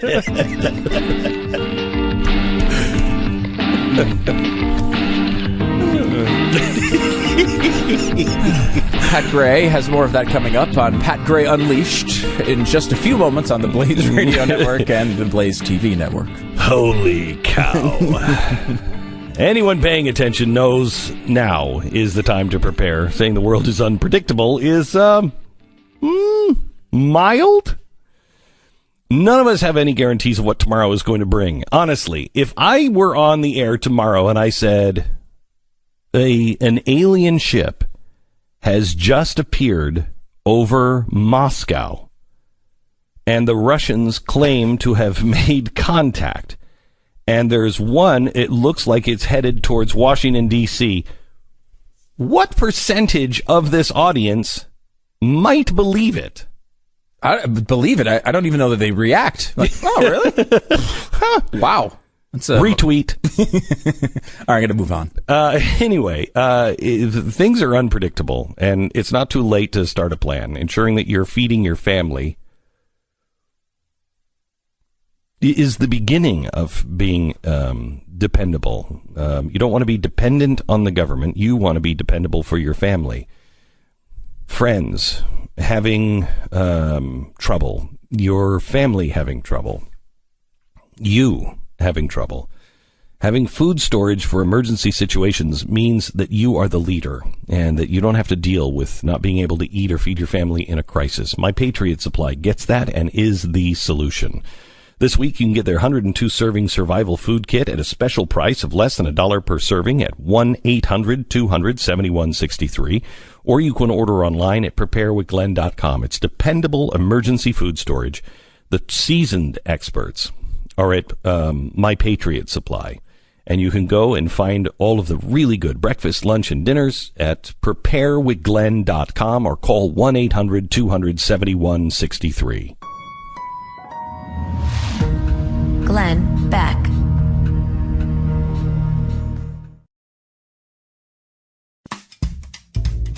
Glenn Beck. No, this is good. Another stunning defeat for Europe. Yesterday, Austria's 31-year-old Sebastian Kurz has become the chancellor with the center-right People's Party. Here's the problem with it, was the anti-immigrant Nationalist Freedom Party appears to top the Social Democrats in second place. So they have moved hard right, and this when I say it's an anti-immigrant nationalist freedom party, freedom doesn't have a lot to do with this particular party. It was set up originally by a former SS officer from the Gestapo, and they've never had this kind of support. And they are now the second biggest party in Austria, and promising good things to come. There's a party like this seemingly in every European nation right now. Yeah, these all growing in support. Yeah, we will. I'm going to try to outline this for you tomorrow on tomorrow's broadcast. But they have deep ties to Russia and to all of the other Nazi parties that are happening all around, including here in the United States. There is a movement, and it is really being funneled through Russia, and it's going to destabilize and not be good. Just not be good. But I think a lot of the coverage comes from the left, and a lot of times it sounds like they're just bashing anyone who's conservative. But these groups are different. This is not a conservative group as Americans would understand it. No, it is the alt-right in America. It is the Nazi right in Austria and in Hungary and in Sweden now and Greece and France. And they'll lump all this together with Daniel Hannan and the Brexit movement. It's totally different than these things. It's not the same. More on that tomorrow on tomorrow's broadcast. Glenn